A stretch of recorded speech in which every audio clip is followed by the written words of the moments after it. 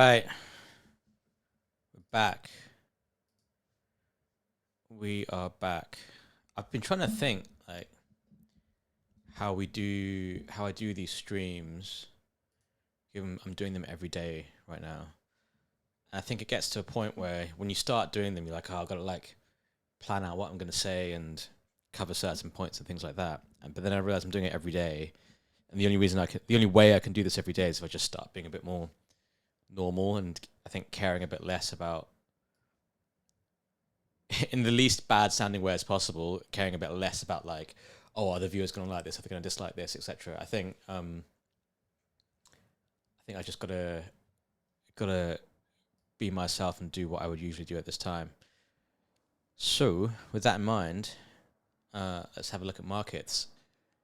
Kind of feel a little bit frustrated, I'm not gonna lie. Like, if I pull up, let's see. If I pull up some charts, it's a tough day for Nasdaq. You know, a lot of that is because Tesla's down, but we're down 2% on Nasdaq here in stocks. It's almost like I feel like I had the right call on the market in the last couple of days. We've just been speaking about how I think stocks could pull back, but annoyingly, the news flow for the AI stuff has been pretty good. So Micron's actually up 3% today. Let me click on that. Why is it not clicking yet? That's up 3%. Sold that lower than where we are now. SanDisk is up 3 or 2.5%. Sold that lower than where we are now. Even the fucking Kospi rallied overnight. That's high.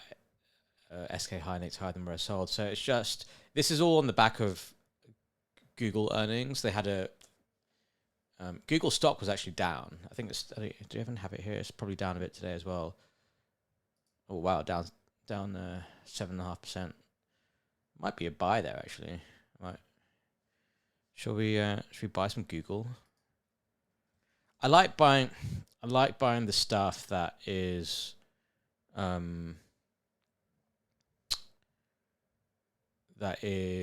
cheap. That sells off a lot aggressively. Like I think that's always. Oh, where's my thing gone? I like buying dips. Let me put it that way. It's an easier way to put it. I seem to have lost my. Where's that screen gone? Okay, let me get back. I like buying dips. Like sometimes things have bad earnings or whatever, some catalyst, and they just have this knee-jerk move lower, and without knowing anything, you can buy that dip, and then more than 50% of the time, there's always a bounce back. So I bought some Tesla today. That's down, 12, 13%, I think. I think this is interesting too. Google's interesting too. I actually like Google as a stock too. That just feels like these two moves feel very aggressive to me. It's kind of mental. Like it's two big moves lower, which is why Nasdaq is lower, and then memory stuff is strong. But the memory stuff is strong because Google announced a very big CapEx number, and that's positive for the AI trade. It's positive for memory stocks. For any bears who thought the CapEx trade was slow, the AI trade was slowing down, they will have been proven wrong by this. But I think these, even these are interesting to buy, I think, for a short-term trade. So I'm going to do that now. When this thing loads, I'm going to buy a bit of Google as well. Why can I not see my?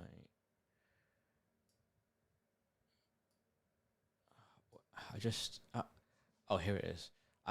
I asked myself, am I just turning into a boomer on this shit? Like, I just seem to have so many tech issues.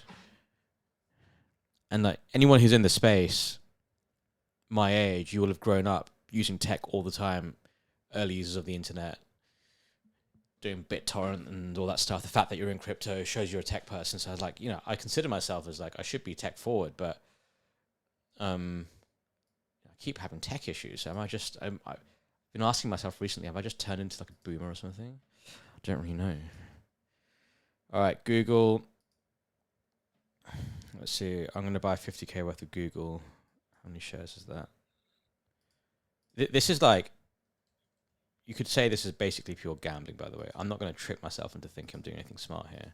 I'm just coming in, buying something like Google that's down 7.5% on the day. 50-50 odds it bounces back. Who knows? It's probably a bit of pain there. There we go, done. I'm not going to hold this stuff for long. These are not long-term trades. May even close them by the end of the day, depending, regardless of what happens, may even close them by the end of the day, I'm not sure. Or maybe by the end of tomorrow, maybe you get the bounce on the next day, but, or maybe I'll do a bit more research in them and hold them a bit longer, I don't know. But I prefer owning Google over Tesla. I think there are some positive reasons to own Google despite that earnings print. But, how often do you walk in and see Tesla down 14%, Google down 7.5%, and the bad news, i.e. earnings, has happened, it's done, it's out the way. Tesla, I think there's a 2% short base on it, and I don't know, what's the short base on Google? Probably isn't one. Let's have a look. Google.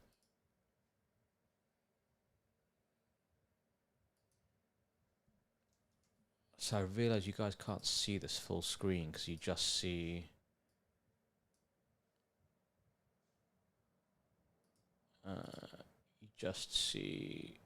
the window. That's okay.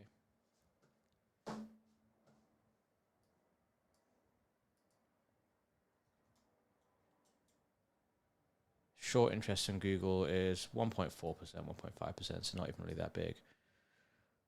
But yeah, just a frustrating day. It's frustrating when you're kind of a bit not bearish, but I've been negative on stocks, and then all the stocks you want to buy are up. It's like you've got cash and you've got cash spare. You've done the right thing. The market's moved in your direction, but all the stuff you want to buy is not lower. It probably tells you something in itself, doesn't it? So that's where we're at on stocks. If we have a look at the old risk on the crypto side, I guess I'm down. I'm down today mainly on PONS and CashCat. Definitely a pullback in the Robinhood ecosystem. I actually rotated all my CashCat into PONS. So that's the only coin that I now own in the Robinhood ecosystem. I just think I think it has I think it's the only coin, one of the only coins probably within that ecosystem that should theoretically survive this rotation game. Because there's going to be new memes, people are going to rotate, everyone knows what it's like on Solana, it's going to be the same thing on Robinhood. There's not it's really hard to find a front runner. I thought that would be CashCat, and it may still well be CashCat. That may still be the front running ecosystem leader for Robinhood in terms of memes. I don't know. I could be wrong. But I think PONS has a better chance of doing that, given it's not a meme. And now this will benefit from fees. So we've actually, if you guys are in, let's move this to the middle a little bit more. Oh, you know what? I have to move it here. There we go. That's better. For pro users of Rekt Mkts, we've created something called tools. We're going to send out an email and a post on this soon. And there's a few different tools here. We have the Rekt Mkts MCP. So with this will allow you'll verify through your WAP account, and it will basically allow you to ask questions to your terminal, like, what's in the book, what's changed, what the trades, summarize today's daily brief. If you're using stuff like OpenClaw and Hermes, you'll be able to get that, incorporate that into your daily workflows. So we have this MCP added since yesterday. Terminal, you guys should be aware of. We already had it in there anyway. But whenever I do some desk research, whatever, and I put the raw AI logs into this, and then it has all the research which you can access real time. The idea is you get an idea of live thoughts as well as live trades, and then so we've whacked this thing in here as well. I think as I start to build tools for myself, for my risk, which I find useful, we'll make them available for pro members. So there's probably a few tools out there. This is all public information anyway, but this is the buyback monitor for PONS. So 80% of their fees go towards buying the token, and as of now, 20.5% of the token has been burnt already, which is a very large amount. Now, I'm guessing a lot of that happened in the early stages when the market cap was low and the fees were really high.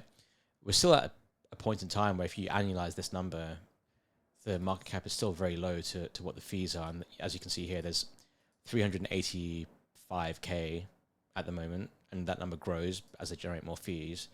That's going towards buying this token. And this shows you all the live purchases, and we have some more information here as well in terms of how much has been burnt, the gap between buys. It looks like they're buying every 48 minutes, 48 minutes or so.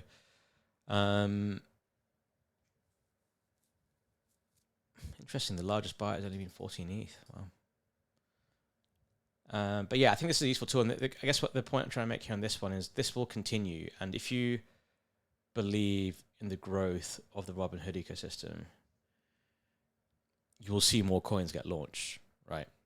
Way more coins get launched on this launchpad. And if they start to have successful coins on this, it will definitely generate more attention, more fees. And so I don't really see a better proxy within the Robinhood ecosystem than this. And this is what? Let's bring up the chart here.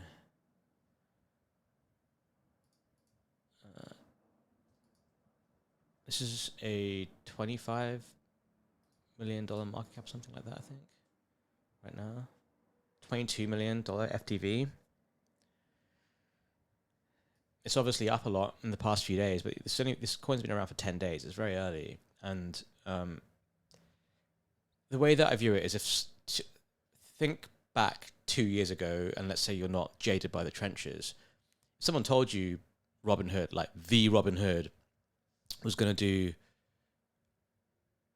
an L2, a chain, and the main launchpad on that chain would be at a $22 million market cap, you would bite someone's hand off to buy that, right? You'd go all into it. That's the way I view it. And now people aren't doing it because they're so tied towards seeing things get sold off, seeing things not really run, seeing things not play out, losing money, not taking profits. I'm also, I feel you on that because I should have taken more profits and stuff in recent trading and I haven't. So I think people are very jaded to it, but you have that versus just hardcore numbers and all this stuff. Now, the risk is obviously these numbers go lower and then, the coin struggles and dies, or the risk is it gets its market share eaten up by another player. But we had Bonk Launchpad launch, didn't really make much of an impact. I know there's a couple of others coming. I think SushiSwap will probably do something looking at their timeline.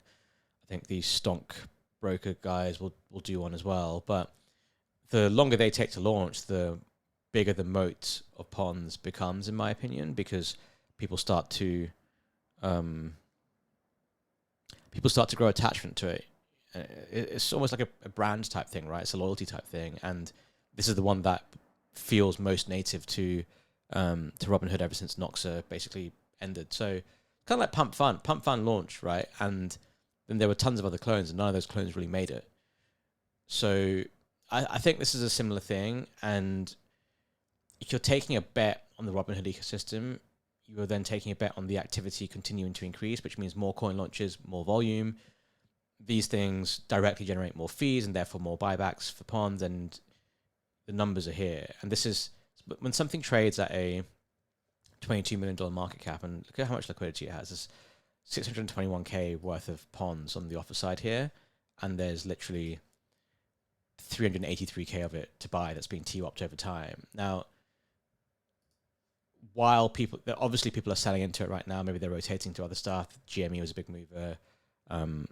It's very much a rotation game on Robinhood. But my bet and my hope is this stops becoming a rotation coin, and people start to hold. And if people start to hold or buy, that alongside this liquidity number, alongside this buyback number, which keeps growing, I think can cause a big run up, a very aggressive run up on this coin. That's kind of my opinion. And I feel like you can just hold it. I don't think you have to, I guess, keep an eye out for the market share. If the market share drops meaningfully, if something bad happens, but it feels like this is the best chance of something that you can hold with this ecosystem as it grows.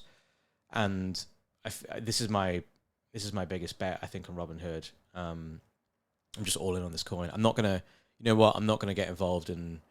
I'll try my best to not get involved in trading around and flipping memes and stuff like that. It's just a waste of time. You know, I'm not in any of these insider groups where people are bundling things and running them up and getting out. Like, I just have no interest in participating in that. This to me feels like more of a direct play on activity increasing with actual numbers to rationalize it and back it up. And I think if this ecosystem grows and you ever get some, you know, right now it's all just retail guys punting this stuff around, right? But if this grows and you actually get institutional capital coming into it, people who don't buy memes, they're gonna look at this and they are gonna run numbers on it. And sure, you can't just fully annualize it, but you can apply haircuts and it still starts to look cheap. You know, if these numbers continue, if these fees continue and these buybacks continue for another 2 or 3 more weeks, then I think it starts to get interesting for bigger players. And right now, we've probably had this consolidation period of like guys who are in it early, who've made their 5x and want to move on, versus bigger money coming in and accumulating supply. And the other thing is, this thing is entirely unlocked, by the way, I believe. That's what Easy was telling me on his stream today. I think this thing is entirely unlocked. All the coins are completely out there. So there's no like vesting or tokens to come. And if anything, tokens getting taken off the market because of like 20% has been burned here. Tokens are getting taken off the market because of the buybacks. So I don't know, man. I think of everything that I've seen in the past 2 or 3 months and just in general, this feels like one of the more interesting plays to me. I don't. The other thing to remember is, if sure you get more launch pads, but if the entire pie grows, these fees, the gross fees, can still grow as well. So I just don't see any other opportunity where I can actually explain this thesis to someone and they'll be like, yeah, that makes sense. If Robinhood grows, this thing's going to go higher. So that's my view on that. I think it's still cheap. I think you're going to see profit taking around here. It will consolidate for a bit, but you know, while these keep going, that's just a continuous buy pressure. And this number, it's not a fixed number, right? This number grows. It will keep growing as activity continues. So those are my thoughts on that. I posted these thoughts and ideas in our Rekt Mkts Pro Discord this morning. I might write something up on it. I'm tempted to write some. It feels like something you can write up I'm not going to use the term trade idea because we're not making, none of this is investment recommendations. These are just my thoughts and the reason why I've bought things or the reason why I might sell them. And actually, you know, I actually I sold some of this between 0.033, I think, up to 0.04 yesterday. And I bought back what I sold today around 0.025. I think I'm down on the most recent purchase. It was with a 3 handle, but I actually did trade it around a little bit and bought some back lower here. But yeah, I might formalize the ideas that I have, the thoughts I have on it, and put out like a note. We'll make it available to pro subscribers, and then maybe we'll send it out to the bigger list. I don't know. But I could be, by the way, I could be wrong on all this stuff, and I'm not going to lie, I've been on a bit of a shit run in the last few days. Let's have a look. How's Google doing? Right where I bought it. How's Tesla doing? Where is Tesla?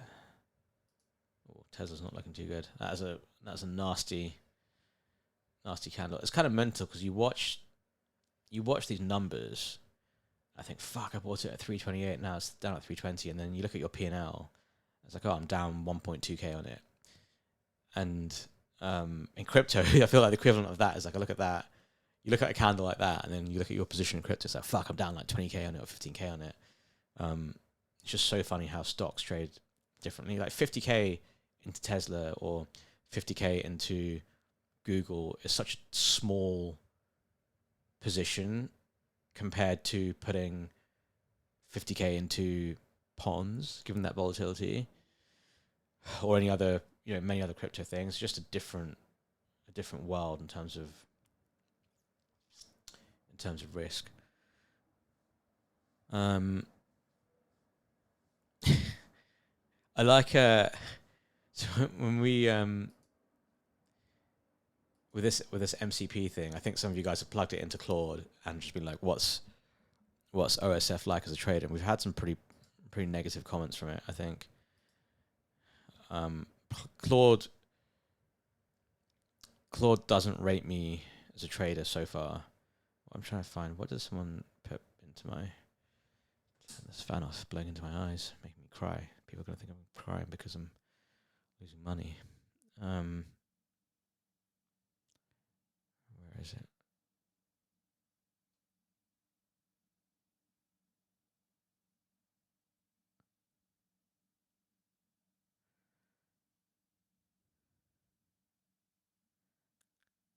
Can't find it, but if you get the MCP connected in Claude, and you ask Claude what it thinks of me as a trader, Claude does not rate me at all. Which is fine. Here, this trader has a genuine edge picking catalysts in memory Bitcoin treasury names and monetizing them with calls, and gives it all back through oversized, average down stock positions, impulsive, illiquid crypto rotations. The strategy isn't new ideas, it's amputating the two loss engines. Pretty brutal, if you ask me.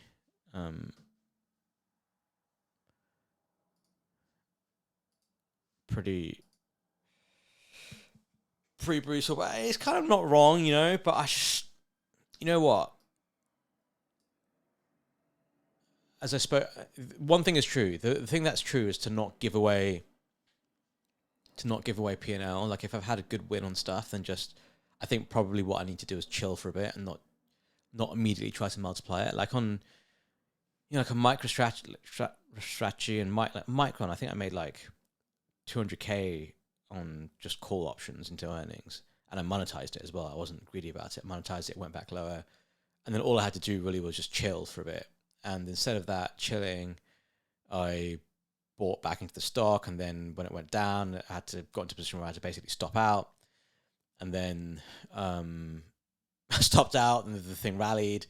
So if I had just, when I look back on that, if I had just 200k in a day is like a big win. So if I should have just taken the 200k, not done anything for about 2 or 3 days, and then I would have had a bit more of a clear head to be like, okay, the stock's down, let me buy the dip here, and I would have played that much better. I think it's also the same thing if you've had a big loss. If you have a big loss and you just try to chase it back with anger, like fuck, or you missed out on something, it's like fuck, I missed out on that, let me get angry and chase something, then you're just gonna lose money. I think you might get lucky, but generally speaking, you're just gonna lose money. And I think I'm trying to get my trading discipline back through this process. When I've only ever lost, when I was at Barclays, so I traded there for about 10 years, I only ever lost money 1 year. It was my second year in New York. It was what year was it? 2019. I lost money in 2019, and it was a strong market. 2019 was a strong market. It was one of those markets where people could see the risks, but things just kept going higher and higher and higher. And I lost money on shorts. I was just short specific companies, which in the end I was right. Man, I was fucking short. I was short a ton of WeWork bonds, and I went on my mandatory block leave, like my 2-weeker, with that short position, and I was just getting squeezed on it. So then my boss ended up stopping me out. They covered the risk. I lost a ton of money on it. And then literally the day I came back, they pulled the IPO and those bonds were down, whatever, like 20, 25 points. And I would have ended up making money on it. But I think that's the thing about shorts, because they're expensive, and because things generally go up. You have to time it right. It's pointless me saying I had the right call on 5 different companies if I never timed the short correct.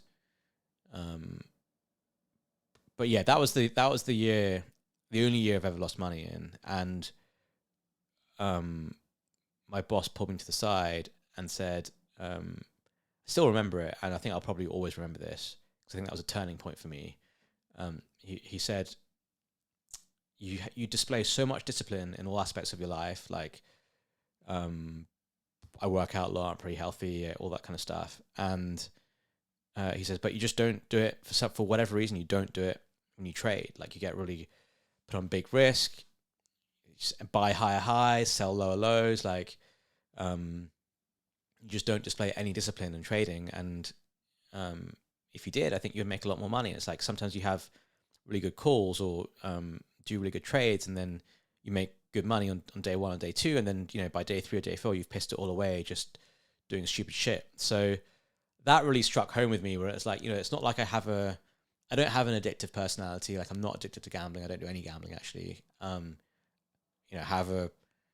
Say I don't do any gambling and you guys just watch me chuck 50k into Google stock just because. But outside of like trading, I don't really do any sports betting, do any casino stuff. Never been addicted to smoking cigarettes, never been addicted to drugs. I really don't have an addictive personality, because I do have a strong ability to be disciplined. But I guess everyone has their kryptonite, and maybe that for me that is trading or taking risk. And it gets harder as well. I got into a really good spot of being disciplined in my last year of trading at Barclays, and I made a lot of money during COVID, and I actually came from a big loss to have my best year ever during COVID. And then in crypto, I felt like my discipline actually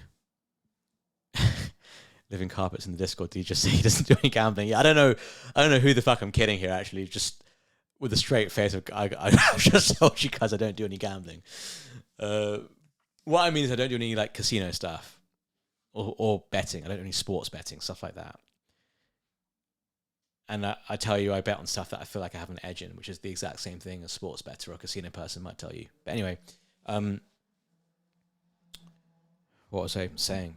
Yeah, that last year ended up having a good year. So when I started crypto, I was like, I applied discipline, took profits, made decent money. But then it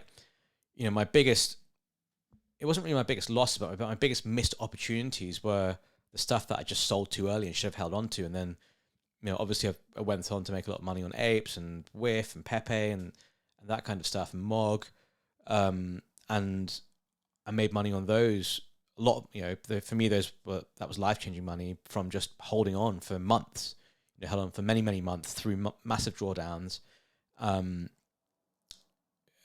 because of conviction. So I sort of got myself into that hole again. But when you're like that, you don't have any discipline, and you almost can't have any discipline to do that, because you're never selling pops, you're never lowering your risk as you should be in a ladder format. And if you did, you'd be out of these are assets that have done like over 100x. So if you're being disciplined, you're generally out after 5x or 10x. It takes a lot to hold something for 100x. So just a tricky one, because that's my brain then got rewired into that, and then then I ended up losing money on stupid shit, which is kind of one of the reasons why I stopped trading 2 years ago, but more so to focus on Rekt. And then now I'm kind of like, from a mentality standpoint, it's just like, I'm not really sure, because part of me thinks it's that 2023 period where this shit could go up a lot, and I still think the narrative around Robinhood can be really strong. There hasn't been anything comparable to it, in my opinion, in the last 2 years.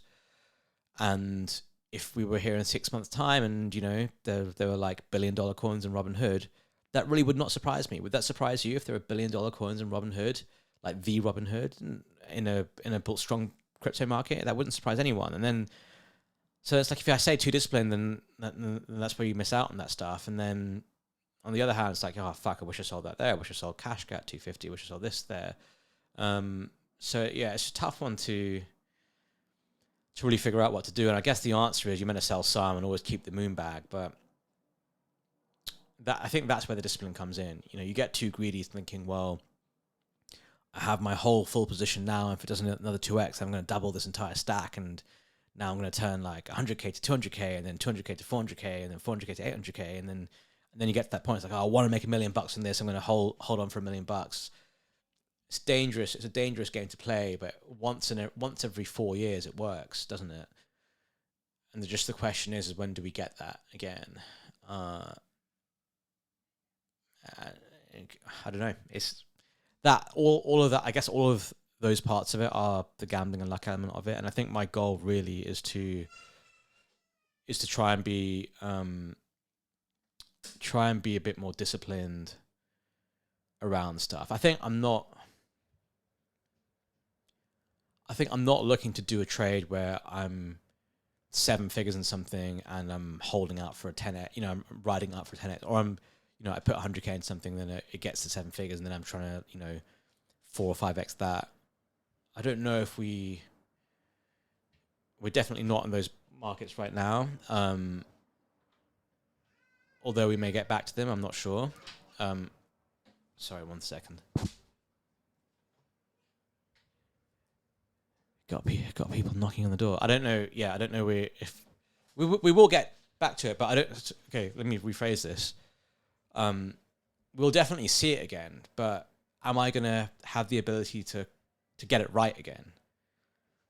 And it's almost like I feel like getting it right there's a lot of luck involved in it, and have I just been lucky on the last few? Like, was I just lucky to catch Bored Apes, to catch Whiff, to catch Pepe in size? Was that luck or skill? I don't know. I don't know. Was it luck, skill? Was it delusion? Was it? Yeah, I don't know. I think it's not luck to. So I'll tell you what part isn't luck. The part that's not luck is to be there and see it, and to take the risk on it, right? That part is not luck. Because you're spending every day keeping track of stuff, spending every day being involved. That part is not luck. The part that's luck is happening to catch the right one and knowing which thing to hold on to. And I think I've spent I think I've spoken to a lot of people who were like, man, I had the right call on NFTs or this and that, but I just owned the wrong one. You know, I owned something else. I owned Cybercongs instead of Bored Apes, whatever it is, and they just didn't do the same thing. And that can easily happen. I guess that's my fear. My fear is like I'm right on the market, own the wrong stuff. But, you know, that's why I think, it's why something like PONS, you sort of strip out all that risk of, do I own the right meme, right? It's like, do I own the right launchpad? And by definition, currently, yes, because it has the highest market share by a long, long way. Now the question is, will it remain the right launchpad? That's a smaller risk. That's a much smaller risk than will it remain the right meme. You know, is it the right meme? You're battling every single day with a new meme, with a new runner, with a new narrative. And because of how easy they are to launch, they're all bundled, right? They're all bundled. They're all bad actors. You know, they're all going to go down. With PONS, it's a different story, I think. And I think you're narrowing your risks a lot more. So hopefully that's a good one. But I think my goal probably is to, you know, I would still sell some and take some profits in that 0.03504 area. But I definitely want to probably have something like around at least 1 million tokens to hold throughout. As you know, if the numbers are still there and fees are still good and Robinhood still keeps growing, I think it's one to hold on to. So we'll we'll see how that goes. But yeah, just some random thoughts for you guys, really, because I kind of feel when you have a good trading run, it's all great, and I was just killing it for like a few weeks, and then when you have a bit of a drought, so to speak, or frustrations when you have the right call and you don't, you know, it's not 100% right. Like it's a false positive, if that makes sense. like, yeah, sure, I had the right call on stocks, but they're only down because Tesla and Google earnings were bad. And I think that's one of the other things about trading, by the way. You have to, when the price moves where you thought it would move, you have to actually ask yourself the question, were you actually right? Or did you just flip a coin and get it right? And in this case, yeah, I was a bit cautious on stocks for the last couple of days, but I'm sure all the reasons I mentioned, like rates, oil, FOMC coming up, are reasons why people want to de-risk.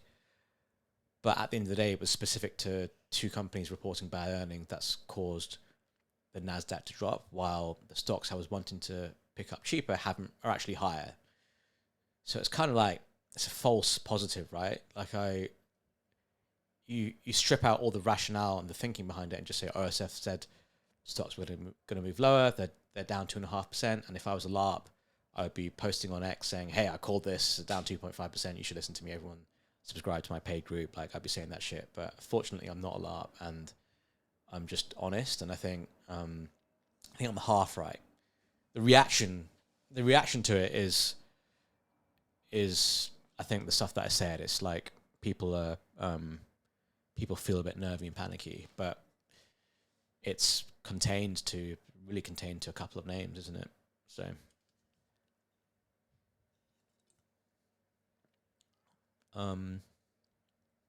what else? What else do we have to speak about?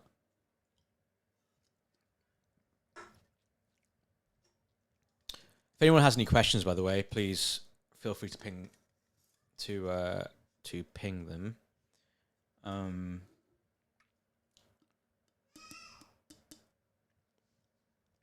Just having a look now if there's any questions. I feel a bit more relaxed doing the stream today compared to usual. I think because I've realized I'm going to do it every day, and so I need to just have to be relaxed. Here we go. It's a question from Serping. Do you think you've made more money longing or shorting? I have a hard time rooting for things to fail in hopes of profit. Most you can make is 100%, where longs you can way outperform that. This is my mindset, hard to get away from it. I have made so much more money from longs than shorts. Believe it or not, and this is maybe hard to believe given how I act and trade and speak, but for most of my trading career, for the first 7 or 8 years, I was a very bearish trader. And I think that's because I traded a few companies that ended up defaulting. Like, I think I went through 5 credit events, like CDS auctions in my first 2 or 3 years of trading. And that naturally teaches you to be skeptical. Like, the way I'd always think is trying to pick holes in companies, trying to figure out like which companies are faking it, where where the problems are, where the cracks are, and then I would like put out bearish trade ideas, get short, and people would panic, and I would make money on that. And I was right on some of these companies. Some of these companies did end up defaulting, but I did also, I didn't. If I think about how much money I made in that time, I was more right than the actual money I made. Like, I had some huge shorts in some companies, and the actual big event never really happened while I had the short. Like, I had 2 huge shorts in a company called Astaldi, an Italian construction company, and another company called Rally, which is part of the Casino Group. If you're French, you may know the Casino Group supermarket. So I had like 2 massive shorts in those structures, which was the right trade. And it's when I was in London, and then I ended up moving to New York. They never really played out. Covered them, probably net made small money, maybe even lost money if I take into account all the carry, all the borrow that I had to pay on it. And then, lo and behold, like, I'm fucking the first month of me being in New York, these companies end up defaulting and filing for bankruptcy, and my old positions would have made a shitload of money, but because I no longer have them, I'm not even trading those names anymore. I have nothing to show for it, like absolutely nothing to show for it. And all I can say was like, I'm right. And I had people message me saying, oh man, you were right. And it's like, great. But like, they're like, oh, you were right. I really hope, congrats. You must have crushed it. You must have made so much money on it. And I was like, fuck, man. Like, I don't even have that risk anymore because I just, because I don't. So I think like, I guess the point I'm trying to make on shorts is like, I realized very quickly, well, not very quickly, I realized after a lot of pain, and that year in 2019 when I lost money, I was lost a lot of money on shorts. And I felt like there are people out there making way more money than me who I felt like weren't as smart, didn't have smart ideas, didn't have good trades on, but they were just long. They were just long random things, structurally long, and they made a lot of money. And, you know, I think I came to that realization where I was like, fuck, instead of me trying to be the smartest person in the room, trying to always short things and find bear theses, and then you have to convince everyone to your view, and then if you get it right, you're a hero, but you know, it's once in a blue moon. Instead of being that guy, you could just dumb it down a lot, much lower effort, just generally be on good things, and have more time for yourself. You know, like when I was shorting stuff, I'd spend my evenings and weekends researching companies, putting out trade ideas, like all that kind of stuff. And when you turn into a bull market trader, you just spend your evenings and weekends chilling, like, and drinking and doing fun shit while you make money. So it's like, what do you want to do? Do you want to have a good life and be long and make money, or do you want to have like a bad life and be short and generally lose money over a longer period of time? That's how I view it. So, only one thing I would say is it feels fucking good to make money on a short, because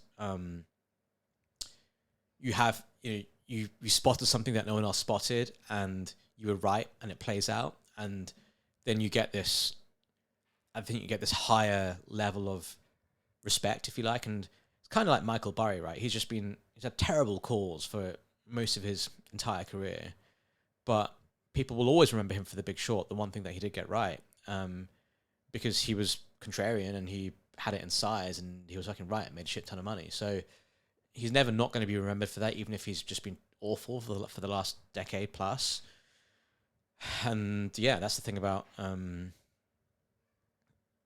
shorts. But it's just, you know, it's hard. It's really hard, and you have to get the timing absolutely right. I think it's really hard to get the timing right. So in the last, you know, since I sort of turned into a bull market trader post COVID, and since then I've made way more money than I have being short stuff, and then even on like a PA level, same thing. Like all my money has been made on longs. I've rarely really shorted anything. I had some MicroStrategy puts which I sold too early recently. I literally left a 10x on the table on that. But I haven't really shorted stuff, and it's almost like, you know, right now I'm mostly in cash. I bought a few things today, but not massive risk. Oh wow, I'm up on Google. Nice. I'm up $332 on Google. Yeah, that's when you think about, when you take a step away from these numbers and you just think about what you can buy for $340. Like if I just sell that right now, that's like, it's a half decent dinner, right? You can go to a nice restaurant for yourself or maybe for two people and have a pretty good meal out, all paid for, right? Not bad. I'm trying to get my head into, like, you know, if you make a grand a day, you make 365 grand a year. That's a lot of money. Like that will cover, if you're someone who lives a relatively normal life, that should cover your living expenses, or maybe even more than cover it by some distance. Depends on if you have families or not, I guess. But you know, that's kind of when I started doing this, I was just making like a little bit of money every day. I kind of want to get back into doing that and then not spunking it away on other stuff. So let's see if we can turn the ship around on Google and Tesla, but they're just going to be tiny risk for tiny wins, really. I bought something else as well today, which I'll post about in Pro. Just need to do a bit more research on it. Yeah, any more? Let me know if you guys have any more questions. If you have any feature requests for Rekt Markets, we have some more stuff rolling out. It's pretty easy to roll stuff out every other day now, and we'll keep going. I want to. I'm excited about two things. I'm excited to do the Rekt buyback once we get those funds in the door. Let's see what happens when we do that. That's the first thing. And the second thing is I'm quite excited to see what happens when we turn on monthly subscriptions. Because the Pro things, I mean, I guess we could have sold more, but we felt like 250 was the right number. You don't want to go too big. We didn't even really. It was designed to not sell out so quickly, and then it did. So, and we have people messaging us trying to get involved. So I think once we turn on monthly subscriptions, it will be interesting to see how much our user base grows. And then we just, chuck all that into buying Rekt as well, and keep that going. And then I think I would like to think most of our community has already subscribed. That's probably not true. I know that's not true because of messages I've received, but if we can scale to, I'd love to scale to like 10,000 members. Imagine that. That would be epic. If we had 10K members in this, paid subs, that would be pretty decent for Rekt buybacks. And I do think these numbers are possible in a bull market. When you have a crypto bull market and people are coming in, they're like, what the hell do I do? These kind of platforms take off. I think we have a really strong chance of doing well there, and that's what makes Rekt relevant, right? Because someone will discover Rekt through that way. They'll discover Rekt Energy, the Rekt products, and I think I now feel the actual. Also, as I said before, I was unsure about the reception of people to this, but I haven't had a negative comment from anyone. Even the usual guys who complain, not a single person has said something negative about this. Not even one person, which is actually good to see. So it feels like we've got the whole community on board with this risk we're taking, and with the reception that we've had and the activity levels we're seeing, I do have a good feeling now. I think that's reinforced my view that I think this is going to keep us and Rekt really relevant for the upcoming bull run. Sounds cliche to say, but when stuff comes back, I think we're going to be right up there as a relevant community and ecosystem, and that I think is quite exciting. I think I'm excited to see what happens there. I think it's going to unlock a lot of opportunities. We've already had a lot of interesting people reach out to us. I guess from like partnership, sponsorship size. Right now, the only sponsor of this is Rekt drinks, Rekt products, etc. And maybe that will change in the future if we can find people we line up with well. But I feel good that I feel in a good spot where I'm doing something that is enjoyable.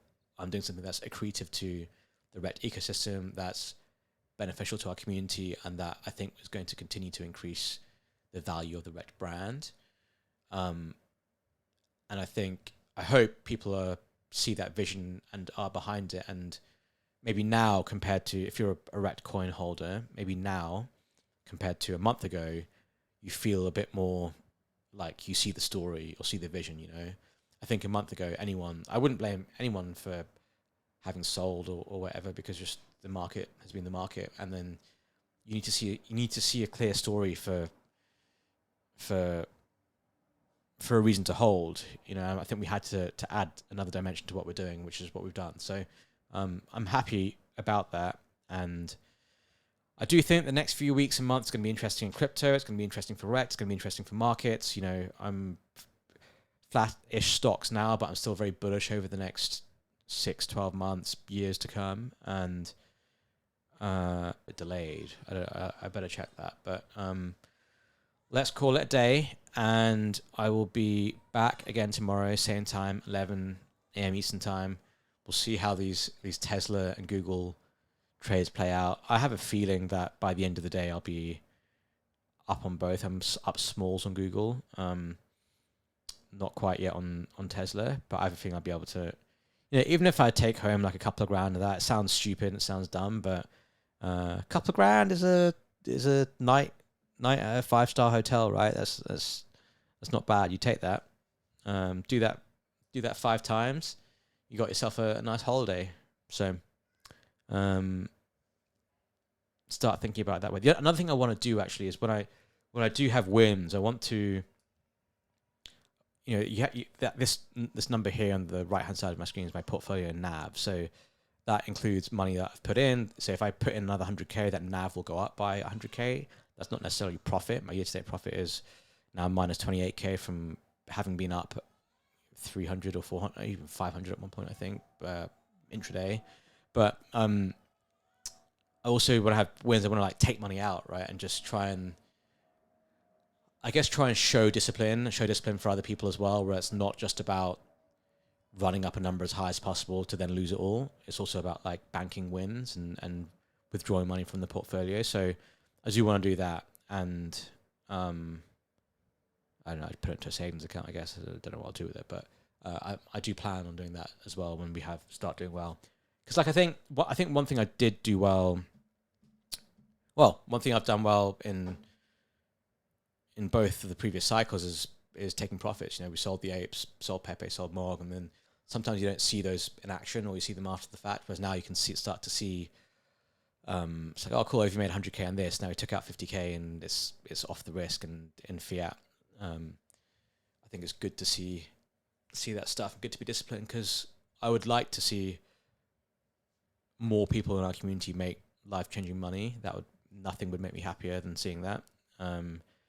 But to do that, you need to also take profits and take money out. So anyway, I'm now just rambling. So let's call it a day. Let's see what happens with markets. But my bet is we see Nasdaq close off the lows, and I'm able to make a bit of money on Tesla and Google, and then we'll see on the other stuff. But anyway, see you guys tomorrow.